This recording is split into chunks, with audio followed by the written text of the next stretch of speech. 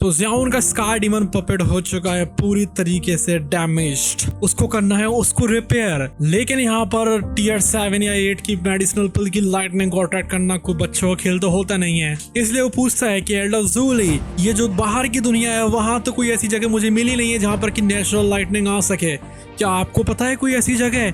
Elder ज़ूली बोलते हैं yes, बाहर ना हो लेकिन मेरे पास जरूर है और मैं तुमको बताऊंगा कि वो कहाँ पर है। वहां पर जाकर तो अपने स्काई डीमन पपेट को रिपेयर कर सकते हो। ज़ियाओन सोचता है कि स्काई डीमन पपेट को ही क्यों रिपेयर करना है, मेरे पास 10 और पपेट है, क्या मैं उनको भी स्काई डीमन पपेट नहीं बना लूं? फिर मेरे पास 11 स्काई डीमन पपेट हो जाएंगे। सोचो जरा, 11 2 लेवल के बंदे मेरे पास एक तरीके से होंगे स्काई डीमन पपेट के फॉर्म में। तो वो पूछता है एल्डर ज़ूली, क्या मैं जान सकता हूँ कि यहाँ पर कोई थंडरबोल्ट्स गैदर हो सकती हैं क्या इस एम्प्टी स्पेस में? ज़ियाओन जो रहता है वो थोड़े टाइम के लिए सोचता था इस चीज को और फिर पूछता है। स्काई डीमन पपेट जो कि स्टोरेज रिंग के अंदर है वो लगभग खत्म हो चुका है जब उसने प्रोफाउंड स्काई सेट के एक्सपर्ट का सामना करा था। अब इसका इस्तेमाल फाइट करने के लिए तो काफी नहीं रहेगा, लेकिन कुछ भी क्यों ना हो लाइटनिंग का इस्तेमाल करके स्काई डीमन पपेट को रिपेयर किया जा सकता है। पिल लाइटनिंग जो कि टीयर 7 या टीयर 8 की मेडिसिनल पिल्स को अट्रैक्ट कर सकती हैं वो थोड़ी सी ज्यादा मुश्किल होती हैं। पिल लाइटनिंग तो यहाँ पर इसलिए सब कुछ नहीं कर सकती हैं, कर भी पाएंगी तो बहुत मुश्किल हो जाएगा, इसलिए मुझे कोई ना कोई नेचुरल लाइटनिंग वाली जगह तो चाहिए ना। लेकिन कुछ भी क्यों ना हो इस तरीके की लाइटनिंग बाहर की दुनिया में कितनी ज्यादा रेयर है और जो लाइटनिंग है वहां पर कितनी ज्यादा वीक है और कितनी ज्यादा कम है, इसलिए मैं अपने स्काई डीमन पपेट को सफिशिएंट एनर्जी तो नहीं दे सकता हूँ किसी भी हालत में। लेकिन कुछ भी क्यों ना हो मुझे इस एम्प्टी रियल में जरूर कुछ मिल सकता है, क्या आप बता सकते हो कुछ ऐसा है? एल्डर ज़ूली थोड़ा सोचते हैं ज़ियाओन के इन शब्दों को सुनने के बाद। वो कहते हैं कि तुम्हारा ये जो क्वेश्चन है तो काफी इंटरेस्टिंग, लेकिन मैं तुम्हें जवाब दे देता हूँ कि यस, यहाँ पर एक ऐसा स्पॉट है एम्प्टी रियल में जो कि ईस्टर्न ड्रैगन आइलैंड के पास में है जहाँ पर कि थंडरबोल्ट्स गैदर होती हैं। तभी वहाँ पर एक सूच की आवाज आती है और एक बहुत बड़ी लाइट शैडो रहती है एम्प्टी स्पेस में रश करते हुए लाइटनिंग की स्पीड में चली जाती है। एक स्ट्रेंज रिपल जो रहती है वो पूरे लाइट फिगर में से फैल जाती है और ब्लॉक कर देती है उस ओमनी प्रेजेंट टीयरिंग फोर्स को जो कि उस एम्प्टीनेस में से निकल रहा था। उसके बाद में किसी को पता लग सकता था कि यहाँ पर ये जो है वो एक बहुत बड़ा ब्लैक ड्रैगन है। एक फिगर था जो कि बैठा हुआ था एक हेड के ऊपर एक बड़े से ड्रैगन के, ये था ज़ियाओन। तो ये कुछ भी नहीं था, बस ये एक इमेज थी कि यहाँ पर ज़ियाओन निकल चुका था उस आइलैंड से उस लाइटनिंग की तरफ जाने के लिए जो कि उस वॉइड में है। जो एंशिएंट वॉइड ड्रैगन है वो सच में वर्दी है अपने नेम के और अपनी जितनी उसने रेपुटेशन बना रखी है उसके लायक है। वो सिर्फ वही है जो कि यहाँ पर इस एम्प्टी रियल में जैसा चाहे वैसे घूम सकते हैं। कोई और मैजिकल बीस्ट या ह्यूमन एक्सपर्ट हो अगर ऐसा घूमना चाहे तो वो यहाँ पर इतनी ज़्यादा स्मूथली तो मूव नहीं कर पाएगा और ज़्यादा से ज़्यादा सिर्फ थोड़े से डिस्टेंस के लिए ही ट्रैवल कर सकते हैं। ज़ियाओन देखता है एम्प्टी स्पेस की तरफ जो कि अगल बगल से उसके उड़ता हुआ निकलता जा रहा था। उसका जो माउथ रहता है वो रेसिस्ट नहीं कर पा रहा था और वो बोलता है कि वाओ, एक स्पार्शियल कोलैप्स जो रहता है एकदम से होता है उस एम्प्टी रियल में किसी भी मूवमेंट पर। और तो ये जो ओमनीप्रेजेंट टीयरिंग फोर्स थी वो आराम से किसी ऑर्डिनरी लाइट डोजन को टुकड़े टुकड़ों में काट सकती है। जब तक किसी के पास एक एबिलिटी नहीं है इससे कि अपनी जान को बचा सके, शायद ही कोई होगा जो इस एम्प्टीनेस में ट्रेवल कर सकता है। फिर बोलता है वो बंदा रिलेटेड ब्रदर ज़ियाओन, हम लोग जो है वो वर्ल्ड लाइटनिंग पूल के पास पहुंचने वाले हैं जिनके बारे में कि थर्ड एल्डर ने बताया था। उस टाइम पर जो ज़ियाओन रहता है वो अपने आप से फुसफुसा रहा था कि ये जो बड़ा सा ब्लैक ड्रैगन है एकदम से ह्यूमन लैंग्वेज बोल रहा है। ये जो टोन है वो ऑफ कोर्स थी हाई क्वीन की। ज़ियाओन जो रहता है थोड़ा सा नोट करता है, उसका जो हार्ट रहता है उसमें अलग ही तरीके की एंटिसिपेशन भर चुकी थी।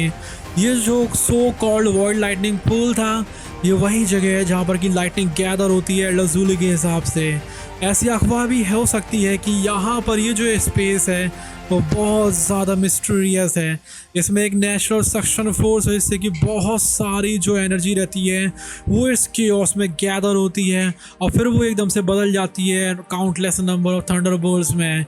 ये जो एक बहुत ज़्यादा डेंजरस एरिया है। अगर ज़ियाओन यहाँ पर ज़्यादा इंसिस्टेंट नहीं करता तो एल्डर ज़ूली है वो उसके बारे में मेंशन भी नहीं करते। अब जो हाई क्वीन रहता है वो अपनी बड़ी सी पूंछ को लहराता है इस एम्प्टी स्पेस में, अपनी बड़ी सी बॉडी को आगे की तरफ ले जाता है लाइटनिंग लाइक मैनर में। और पलक झपकते ही एक ब्राइट ग्लो जो रहता है उसकी बॉडी के ऊपर बन जाता है और फिर वो डिसअपियर हो जाता है उस एम्प्टीनेस में।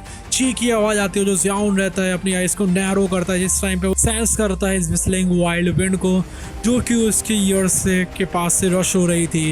एक मोमेंट बाद वो डिस्कवर करता है कि जो एंड है एम्प्टी स्पेस का उसमें लीक होना शुरू हो गया है एक फ्लिकरिंग सिल्वर लाइट का। यहाँ पर बहुत ज़्यादा जो वाइल्ड रहती है वो वॉलेट एनर्जी रहती है वो मटेरियलाइज होती जा रही थी और वो बोलता है कि हम लोग यहाँ पर आ चुके हैं। जैसे यहाँ उनका दिल रहता है वो एकदम से मूव होना शुरू हो जाता है जिस टाइम पे वो सेंस करता है एक समवट फैमिलियर एनर्जी को। वो स्लोली स्टूड हो जाता है, खड़ा हो जाता है उस बॉडी से ड्रैगन के हेड के ऊपर जिस टाइम पर उसकी जो आंखें रहती हैं वो स्टेयर कर रही थी सिल्वर लश्कर की तरफ। जो ये सिल्वर लश्कर था वो रैपिडली ग्लो करने में लगा हुआ था और एक रंबलिंग थंडर जो रहता है वो भी रेजोनेट हो रहा था ज़ियाओन के कानों में एक अर्थ शेकिंग मैनर में। तभी वहाँ पर हिस की आवाज आती है जो ज़ियाओन रहता है वो देखने लगता है इस सीन को जो कि उसके सामने था। वो देखता है कि ये जो सीन है वो कितना ज्यादा खतरनाक है। कम से कम 10,000 फुट बड़ी एक नदी जैसी थी जो कि ज़ियाओन की आंखों के सामने थी और इसके इंटीरियर में जो नदी थी उसमें कोई ऑर्डिनरी वाटर नहीं था, इसमें ब्राइट सिल्वर थंडरबोल्ट्स भरे पड़े थे। ये जो लाइटनिंग पूल था ये बहुत पहले बना था थंडरबोल्ट से। लाउड जो रोलिंग थंडर रहता है वो रोन रोन में लगा हुआ था इस लाइटनिंग पूल में जिस टाइम पर जो ज़ियाओन है उसके सामने खड़ा हो जाता है। इसकी वजह से किसी का भी दिल यहाँ पर ठहर सकता था। कोई भी बंदा अगर इस स्पॉट पर खड़ा हो जाए तो उसको अपना साइज बहुत ज़्यादा छोटा महसूस होगा। वो सोचता है कि कितनी ज़्यादा डेंस थंडरबोल्ट स्ट्रेंथ है।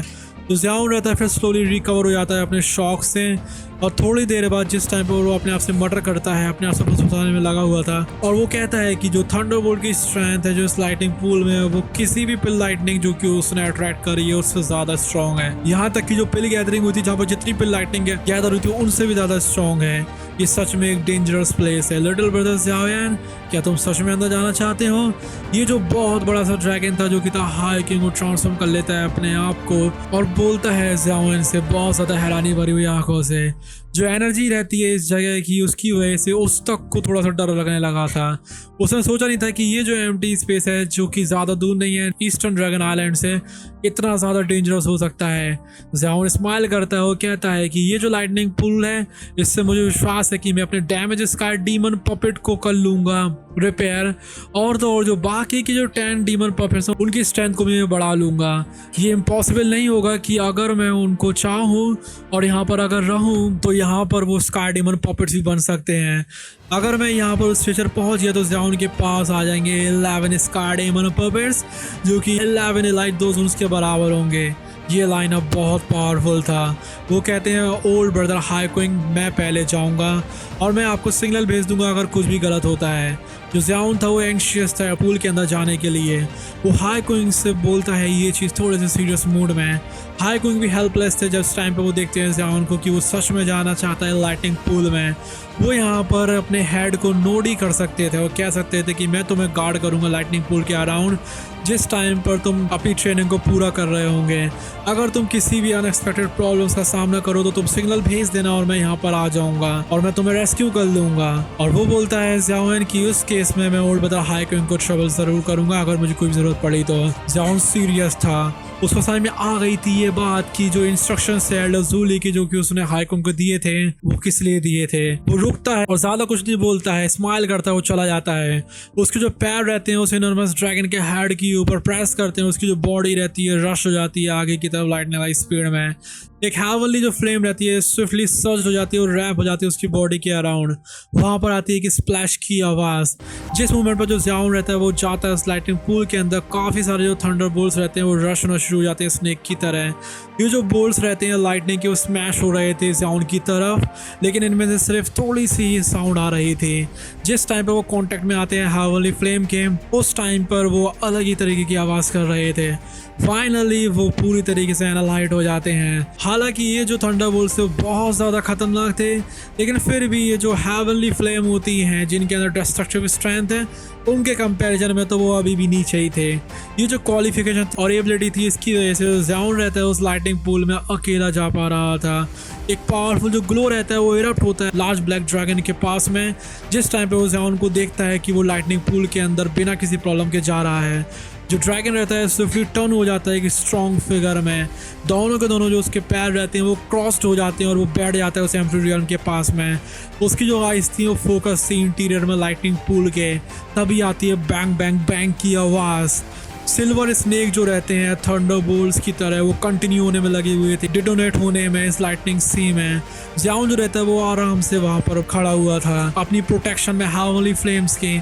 जो सराउंडिंग थंडरबोल्ट्स थे वो डरने में लगी हुई थी उस स्ट्रेंथ की हेवनली फ्लेम से, क्योंकि वहाँ पर ज़्यादा थंडरबोल्ट्स तो वैसे भी नहीं थे जो कि ज़ाओन के ऊपर अटैक कर रहे थे। इस लाइटनिंग पूल को देखकर वो थोड़ा हैरान तो था ही। ज़ाओन भी थोड़ा सा दिल में एक राहत की सांस लेता है कि ये जो लाइटनिंग पूल है इस पर भी कुछ खास फर्क पड़ा नहीं है मेरी एंट्री की वजह से, वैसी का वैसी, और ना ही ये ज़्यादा खतरा मेरे लिए क्योंकि हेवनली फ्लेम्स है मेरे पास। वो सेंस करता है सराउंडिंग थंडरबोल्ट स्ट्रेंथ को। थोड़े टाइम के लिए वो हेजिटेट करता है और फाइनली अपने एक फुट को लिफ्ट करता है और चला जाता है लाइटनिंग पूल के अंदर। वो जाता है इस मैनर में करीब 1000 फीट तक और फिर वो रुक जाता है। जो लाइटनिंग स्ट्रेंथ थी इस जगह की वो काफ़ी ज़्यादा रिच थी और तो वो ज़ाओन को एक तरीके का पार्शियल प्रेशर भी दे रही थी। वो सोचता है कि अगर मैं थोड़ा और डीप में चला जाऊं तो हो सकता है कि जो थंडरबोल्ट स्ट्रेंथ है वो और ज़्यादा टेरिफाइंग हो जाए। उसके डीपेस्ट पार्ट्स में हो सकता है कि यहाँ पर जो हेवनली फ्लेम है वो भी उसको ब्लॉक ना कर पाए। ज़ाओन रिवील करता है एक एक्सप्रेशन को डीप थॉट के। ये जो एम्प्टी रियल्म था लाइटनिंग पूल का ये गैदर हुआ था बहुत ज़्यादा लाइटनिंग स्ट्रेंथ के आने की वजह से, और वो भी काउंटलेस नंबर ऑफ ईयर्स में। नेचुरली ये बहुत ज़्यादा टेरिफाइंग था। अगर वो यहाँ पर केयरलेस हुआ और उसने लाइटनिंग पूल के रोटेलाइजेशन को ज़रा भी स्टर कर दिया तो हो सकता है कि वो यहाँ पर राख में बदल जाएगा। हालांकि उसके बाद हेवनली फ्लेम्स है फिर भी। इसलिए ज़ाओन बोलता है कि चलो इस प्लेस का इस्तेमाल करते हैं। ये डिसाइड करने के बाद जो ज़ाओन रहता है वो हेजिटेट नहीं करता है। वो यहाँ पर बैठ जाता है इस जगह पे, अपने आप को काम डाउन करता है थोड़ा सा और अपने हैंड को थोड़ा सा हिलाता है। जो स्काई डीमन पपेट रहता है जिसको कि एल्डर ने प्रोफाउंड स्काई सेट के बहुत ज़्यादा इंजर कर दिया था वो यहाँ पर आ जाता है। उसमें काफ़ी सारे होल्स थे और एकदम से वो फ्लैश होता है और सामने आ जाता है। जो डार्क गोल्डन ग्लो रहता है करंट स्काई डीमन पपेट की वो बहुत ज़्यादा डिम था। हर एक जो पार्ट रहता है उसकी बॉडी का वो डेंट हो चुका था। कुछ जो पार्ट्स रहते हैं शेवर्ड स्किन के वो साइंस दिखा रहे थे क्रैकिंग के। ये जो फेलोस हैं वो बहुत ज़्यादा रूथलेस है। वो सही में सोचता है, वो सोचता है कि जो प्रोफाउंड स्काई सेक्ट है तो मैं सच में इसकी कीमत चुकानी पड़ेगी। जो ज़ाओन है यहाँ पर कोडली लाफ करता है, फिर एकदम से वो एक गहरी सांस लेता है। उसकी जो स्लीव्स होती है ऊपर की तरफ वो कर लेता है और एक जेंटल फोर्स के साथ वो पुश करता है स्काई डीमन पपेट को अपने सामने जो था थोड़ी सी दूरी पर। ये जो प्लेस थी वो जगह थी जहाँ पर जो थंडरबोल्ट की स्ट्रेंथ है वो गैदर होती है। तब यहाँ पर बैंग बैंग बैंग की आवाज़ आती है। जो स्काई डीमन पपेट था वो बाहर की तरफ आ तो गया ही था और वो जो थंडरबोल्ट रहती है उसको भी अट्रैक्ट करने लगता है। उसके बाद वो एकदम से स्मैश होने लगती है स्काई डीमन पपेट की वो बहुत वॉलेंटली। लेकिन कुछ भी क्यों ना हो ये जो सीमिंगली वाइल्ड एंड वॉलेंट थंडरबोल्ट थी ये पानी की तरह थी जो कि कांटेक्ट में आ रही थी स्पॉन्ज के।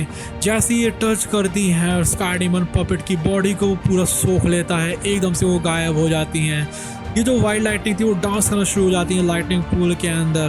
काफ़ी सारी कई सौ फीट की लार्ज थंडरबोल्ट होती हैं वो रिवॉल्व करना शुरू कर देती है। उनको ऐसा लग रहा है जैसे मान के लोग गुस्सा आ रहा हो। उनको अकम्पनी कर रहा था रम्बलिंग थंडर साउंड जो कि स्ट्रक हो रहा था स्काई डीमन पपेट की तरफ हर एक डायरेक्शन से। इस तरीके की जो वाइल्ड और वॉलेंट फ्यूरियस थंडरबोल्ट्स होती है उसकी ऐसे डिम डार्क गोल्डन बॉडी जो स्काई डीमन पपेट की वो ब्राइट होना शुरू हो जाती है काफ़ी ज़्यादा स्लो स्पीड में, क्योंकि उसके जो कुछ जो डेंट्स थे वो कुछ ज़्यादा ही खराब हालत में थे। ये जो हीलिंग स्पीड थी वो काफी ज्यादा स्लो थी। जो थंडरबोल्ट स्ट्रेंथ थी इस जगह में वो काफी ज्यादा थी, लेकिन फिर भी ताकत के मामले में ये जो ट्रू 5 कलर की पिल लाइटनिंग होती है उसके कंपैरिजन में इंफीरियर थी।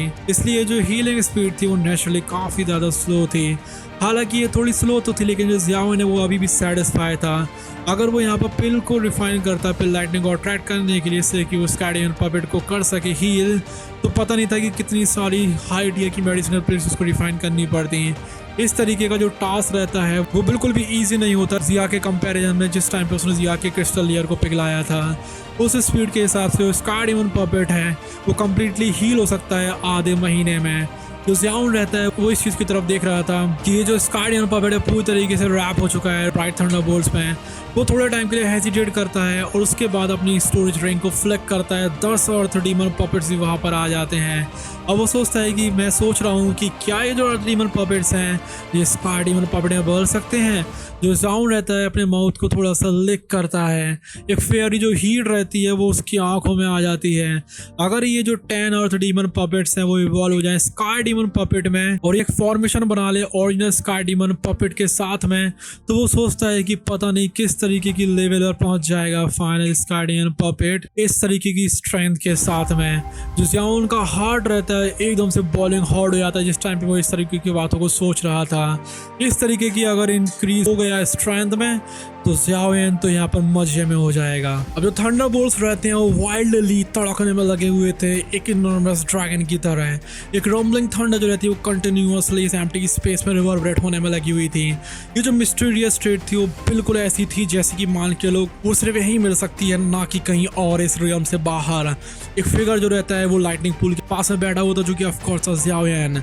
वहाँ पर 11 पपेट्स और भी थे जो कि उसके पास में बैठे हुए थे थोड़ी सी दूरी पर, जो कि एक सर्कुलर शेप बनाए हुए थे ज़ियाओन के अराउंड। वाइल्ड और जो वॉलेंट थंडरबोल्ट्स रहती हैं पूरी रोल होने में लगी हुई थी उसके आसपास। ये जो थंडरबोल्ट्स थी वो बहुत ज़्यादा टेरिफाइंग थी और कुछ ही टाइम में आधा महीना बीत जाता है। इस आधे महीने के दौरान जो ज़ियाओन रहता है वो लगभग 2 जोन के 5 स्टार में पहुंचने वाला होता है, लेकिन फिर वो देखता है कि उसके आसपास पपेट्स भी हैं, कहीं उनके ऊपर कोई चेंज ना आ जाए इसकी वजह से, इसलिए वो थोड़ा टाइम के लिए रुक जाता है। फिर वो देखना शुरू करता है पपेट के तरफ। वो जो पपेट रहता है उसमें फ्लिकरिंग सिल्वर लाइटनिंग दिख रही थी और वो सोचता है कि क्या इसने कुछ ज़्यादा ही लाइटनिंग स्ट्रेंथ को एब्जॉर्ब कर लिया है। जो ज़ियाओन रहता है वो रब करता है अपने हैंड को उस चेस्ट के ऊपर स्काई डेमन पपेट के। वो थोड़ा टाइम के लिए तो रुकता है, फिर उसके बाद हेल्पलेसली अपने हेड को शोक करता है। तो लिमिटेशंस थी इंग्रेडिएंट्स की, उसकी वजह से ये जो स्काई डेमन पपेट है अब और ज़्यादा इवॉल्व नहीं हो सकता है। ज़ियाओन जो रहता है उसने एस्टिमेट करा था कि ये जो थी वो लिमिट थी पपेट की जो कि उसने पर्सनली रिफाइन करा था। जो ज़ियाओन ने अपने हेड को शुक करता है थोड़े से रिग्रेटफुल मैनर में। जो मेन इंग्रेडिएंट्स थे जो कि उसने इस्तेमाल करे थे स्काई डेमन पपेट को रिफाइन करने के लिए थे वो थे एक 7 to 8 स्टार एक्सपर्ट 2 जोन के। इस तरीके का जो एक्सपर्ट है उस टाइम पर उसकी आंखों में कोई ऐसा एक्सपर्ट था जिसको कि वो बहुत मुश्किल से ही ढूंढ सकता था, लेकिन अभी करंट पॉइंट ऑफ व्यू के हिसाब से वो एक बस ऑर्डिनरी लेवल है। इस तरीके के जो ग्रेडियंट्स थे जो पपेट है वो 5 स्टार 2 जोन स्ट्रेंथ पर पहुंच पाया है, ये ऑलरेडी एक इनक्रेडिबल चीज़ है। ज़ियाओन जो रहता है वो अपने हैंड को एक्सटेंड भर कर सकता था और स्टोर कर सकता था स्काई डेमन पपेट को जो कि अपनी पीक पर पहुंच चुका था। अब उसको यहाँ पर थोड़ा सा दुख होता है। उसके बाद वो अपनी आंखों को बाकी की जो और डीमन पपेट्स रहते हैं उनके ऊपर देखता है। अभी थंडरबोल्ट स्ट्रेंथ को आधे महीने तक एब्सॉर्ब करने के बाद जो ब्राइट सिल्वर कलर रहता है उनकी बॉडीज के ऊपर वो एक गोल्डन स्पॉट रिवील करने लगा था। जो ज़ियाओन था वो नेचुरली समझ गया था कि एक टाइम पर ये जो गोल्डन स्पॉट्स थी वो अर्थ डीमन पपेट की बॉडी के ऊपर कवर थी। ये जो अर्थ डीमन पपेट है हो सकता है प्रमोट होने वाले हैं जेन्युइन स्काई डेमन पपेट में। ये जो पपेट्स हैं उनको एक इलाइट डाओ शैंग ने छोड़ा था और हो सकता है कि जिन इंग्रेडिएंट्स का इस्तेमाल डाओ शैंग ने करा था इनको रिफाइन करने के लिए वो मेरे कंपैरिजन में बहुत ज़्यादा हाई हो। लेकिन कुछ भी क्यों ना हो मैं सोचता हूँ कि इन पपेट्स की लिमिट्स क्या होगी। ज़ियाओन थोड़े टाइम के लिए सोचता है लेकिन अभी उसके अंदर ज़्यादा उम्मीद बची नहीं थी, क्योंकि जो पपेट रहता है वो तो बस एक पपेट ही रहता है, चाहे वो कितना भी ज़्यादा स्ट्रॉन्ग क्यों ना हो। जो 2 जोन क्लास है वो शायद उसकी लिमिट हो सकती है। परफेक्ट जो पपेट्स रहते हैं वो होते हैं कंपैरेबल इलाइट डाओ शैंग के, लेकिन हो सकता है कि अभी इस टाइम पर इस तरीके की चीज़ इस दुनिया में होए ना। नहीं तो यहाँ पर कितने सारे लोग जो है वो इस लेवल तक पहुंचने में मेहनत करते हैं, वो करते ही नहीं अगर इस तरीके के पपेट्स होते हैं। जो ज़ियाओन है वो थोड़ी देर के लिए उदास हो जाता है। उसके बाद वो फिर से देखना शुरू करता है 10 अनमूविंग पपेट्स के तरफ जो कि उसके आसपास थे। उसके बाद वो नीचे की तरफ बैठ जाता है। एक के बाद एक जो दिन रहते हैं वो धीमे धीमे करके बीत जाते हैं उस लाइटनिंग वर्ल्ड में। जो गोल्डन स्पॉट्स रहते हैं उसकी 10 पपेट्स के ऊपर वो और ज़्यादा बढ़ते जा रहे थे। एंड में जो स्पॉट्स रहते हैं वो आधी से ज़्यादा बॉडी पर फैल जाते हैं। इस स्पीड के हिसाब से ये जो 10 अर्थ डीमन पपेट्स हैं वो ट्रू स्काई डीमन पपेट से बदल सकते हैं 10 दिनों के अंदर। उसी दौरान जो गोल्डन स्पॉट्स रहते हैं अर्थ डीमन पपेट के वो बढ़ जाते हैं।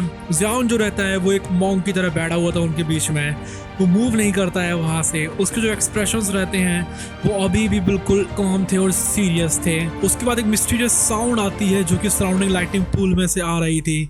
बहुत सारी जो अनयूजुअली मैजेस्टिक लेयर्स होती हैं एनर्जी की, वो ज़ियाओन की बॉडी के अराउंड लिंगर करना शुरू कर देती हैं। फाइनली वो वाइल्डली सर्ज हो जाती हैं ज़ियाओन की बॉडी में से। ज़ियाओन जो रहता है वो थोड़ा सा भी नहीं मूव करता है, जिस टाइम पर उसका जो फेस रहता है उसमें वाइड ओवरएंड एनर्जी भर जाती है। उसकी जो बॉडी रहती है वो एक बॉटमलेस गड्ढे की तरह बन चुकी थी, जिसमें कि जो मैजेस्टिक एनर्जी रहती है वो वाइडली पोर होने में लगी हुई थी। अब जो इंक्रीजिंग अमाउंट ऑफ एनर्जी रहती है जो कि उसके अंदर पोर होती जा रही थी, उसकी वजह से एक 1000 फुट लार्ज लाइटनिंग सोल बन गया था ज़ियाओन के हेड के ऊपर। जो सोल रहता है वो रैपिडली रोटेट होने में लगा होता है एक अनकंट्रोलेबल एनर्जी की तरह। तभी वहाँ पर वो बैंग बैंग की आवाज़ आती है और जो लाइटनिंग सोल रहता है वो कंटिन्यू रहता है एक अननोन अमाउंट ऑफ टाइम के लिए। उसके बाद वो ग्रेजुअली साइंस दिखाने लगता है कमज़ोर होने के। इस मोमेंट पर जो ज़ियाओन की बॉडी रहती है उसको सराउंड करके रखे हुए थे ब्राइट थंडरबोल्ट्स। थोड़ी दूरी से देखने पर ऐसा लग रहा है जैसे मान के लो लाइटनिंग गॉड है वो डिसेंड कर रहे हैं और किसी को भी देखकर इस बंदे को डर लग सकता है। जो लाइटनिंग सोल रहती है और ज़्यादा स्ट्रॉन्ग हो जाती है, लेकिन एंड में वो एक सडन स्टॉप पर आ जाती है। फाइनली वो थोड़ी सी स्लो हो जाती है और स्कैटर हो जाती है। इसी सेम टाइम पे वो थंडरबोल्ट्स रहते हैं जो कि ज़ियाओन की बॉडी के अराउंड एग्जिस्ट कर रहे थे, उसकी स्किन में आ जाते हैं और क्रैकलिंग साउंड आने लगती है।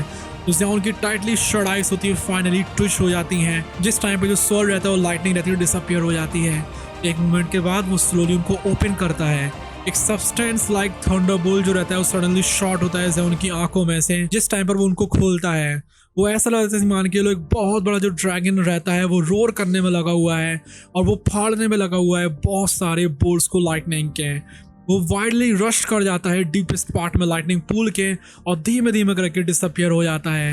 जो थंडरबोल्ट्स रहते हैं एक्सप्लोसिवली शॉट होने लगते हैं एक इनरमस ड्रैगन की तरह और उसी टाइम पर एक ब्रेथ जिसमें कि कुछ इलेक्ट्रिसिटी भरी पड़ी थी वो ज़ियाओन के थ्रोट के अराउंड फ्लो होने लगती है। इस मोमेंट पर ऐसा भी पॉसिबल था कि वो यहाँ पर कुछ इलेक्ट्रिक आर्क्स को देखने में लगा हुआ था जो कि उसके फेस के ऊपर कपड़ों के ऊपर थे और वो कहता है कि एक 5 स्टार दोस्त में बन चुका हूँ ना। ज़ियाओन जो रहता है स्लोली अपने हैंड को क्लेंच करता है। वो अपनी स्ट्रेंथ को सेंस कर पा रहा था कि वो कितनी ज़्यादा बढ़ चुकी है। एक आर्क जो रहता है फिर इनवॉलंटरी लिफ्ट हो जाता है उसके फेस के ऊपर। वो अनएक्सपेक्टेड था लेकिन वो सक्सेसफुली एडवांस कर पाया था लाइटनिंग पूल के अंदर। ये जो प्लेस है कि सच में काफ़ी ज़्यादा प्रीशियस जगह है। अब जो ज़ियाओन रहता है वो 5 स्टार दोजोन बन चुका था और इसलिए वो 7 स्टार की दोजोन स्ट्रेंथ तक पहुंच सकता है अगर वो अपनी स्कारफायर 3 मिस्टीरियस चेंज को इस्तेमाल कर ले। वो सोचता है कि उसके हेवनली फ्लेम्स के साथ में और फ्लेम मंत्रा के साथ में उसको डरने की जरूरत नहीं है अगर उसको हेड ऑन एक 7 स्टार दोजोन से भी फाइट करनी पड़े। वो सोचता है कि अगर मैं 9th यानजून से फिर से मिला तो मैं उसको मार भी सकता हूँ अगर मैं पपेट्स के साथ में उसके ऊपर हमला करूँ। उसकी जो आंखें रहती हैं अलग ही लेवल पे चमकने में लगी हुई थी। ये होते हैं असली बंदे, इनको बोला जाता है अल्फा मेल। ये खुश तब होते हैं जब इनकी स्ट्रेंथ बहुत ज़्यादा बढ़ जाती है। इनके लिए सबसे ज़्यादा ज़रूरी चीज़ रहती है अपनी स्ट्रेंथ को बढ़ाना जिससे कि सबको प्रोटेक्ट कर सकें और अपनी लाइफ में आगे बढ़ सकें और बड़े से बड़े खतरे को भी टाल सकें। इनको जो डोपामिन मिलता है वो मिलता ही इस चीज़ से अगर ये अचीवमेंट्स कर पाएं। इसी तरीके की मेंटेलिटी होती है टॉप 1% में। ज़ियाओन की आंखें अलग ही तरीके से चमकने लगती हैं। वो अपने हेड को ऊपर की तरफ उठाता है और देखता है 10 पपेट्स की तरफ जो कि उसके आसपास थे। उसके जो एक्सप्रेशंस थे अलग ही लेवल पर उनके ऊपर जॉय थी। इमीडिएटली वो उसके फेस के ऊपर आ जाते हैं। जो बॉडीज रहती हैं करंट 10 और द डीमन पपेट्स की वो गोल्डन येलो कलर में बदल गई थी। वो सक्सेसफुली एडवांस हो चुके थे स्काई डीमन पपेट्स में और वो कहता है कि अच्छी चीज़ें हमेशा जोड़े में आती हैं। आज का दिन कितना ज़्यादा अच्छा है। जो ज़ियाओन रहता है वो हंसना शुरू कर देता है अलग ही खुशी के साथ में। वो फिर एकदम से उठता है और अपनी बॉडी को थोड़ा स्ट्रेच करता है। उसके बाद वो देखता है 10 स्काई डीमन पपेट्स को। जिस टाइम पर उसका जो हार्ट रहता है वो एकदम से पाउंड होना शुरू हो जाता है। वो अपने हेड को ऊपर की तरफ उठाता है और वो डीपेस्ट पार्ट में देखने लगता है लाइटनिंग पूल के। एक एक्सट्रीमली इंटेंस एनर्जी फ्लक्चुएशन वहां से आ रही थी। वो सोचता है कि क्या मैंने कुछ गलत सेंस कर लिया। तो ज़ियाओन रहता है ऑब्जर्व करता है एरिया को थोड़े टाइम के लिए, लेकिन वहां पर उसको कुछ भी नहीं मिलता है। उसके बाद वो अपनी आंखों को नीचे करता है और अपने आप से फुसफुसाना शुरू कर देता है। लेकिन कुछ भी गुना हो जो ज़ियाओन रहता है उसने अपने आप से बात कर ही भर पाई थी जिस टाइम पर एक इनविजिबल स्टॉर्म जो रहता है वो डीप में से आता है लाइटनिंग पूल के। ये जो फ्राइटनिंग थंडरबोल्ट था उसके रास्ते में जो आ रहा था वो उसको खत्म करता जा रहा था और ज़ियाओन सोचता है ये कितनी ज़्यादा खतरनाक फ्राइटनिंग विंड है। जो हेयर्स रहते हैं ज़ियाओन की बॉडी के ऊपर वो एकदम से खड़े हो जाते हैं जिस टाइम पर वो इस इनविजिबल विंड को देखता है। और जो ज़ियाओन रहता है थोड़े टाइम के लिए नम हो जाता है। फिर वो सोचता है कि ये पक्का किसी ना किसी एक्सट्रीमली मिजरेबल फिगर को देखने वाला है जो कि उस एरिया में से बाहर आ रहा है जहां पर जो हवा है वो सब कुछ फाड़ने में लगी हुई है। 10 जो बहुत ज्यादा dark black hot chilling Thunderbolts होते हैं वो उसके पीछे से आने में लगे हुए थे ब्लैक ड्रैगन की तरह। जो ज़्याओन रहता है उसको फील होता है कि उसकी स्किन है उसके हेड के ऊपर वो मान के लो एक्सप्लोड होने वाली है। जिस टाइम पर उसने इसको देखा वो अपने 10 स्काई डीमन पपेट्स को रिटर्न कर लेता है और लाइटनिंग की स्पीड में पीछे की तरफ मुड़ता है, बिना कुछ सोचे समझे भागना शुरू कर देता है। तो ये चीज क्या है और कौन है यहाँ पर वो बंदा जिसके पीछे पड़ी हुई है ये लाइटनिंग्स, वो है कोई अलग टॉपिक, इसलिए उसके ऊपर डिस्कस करेंगे हम लोग कभी और। Till then bye bye, love you all, take care.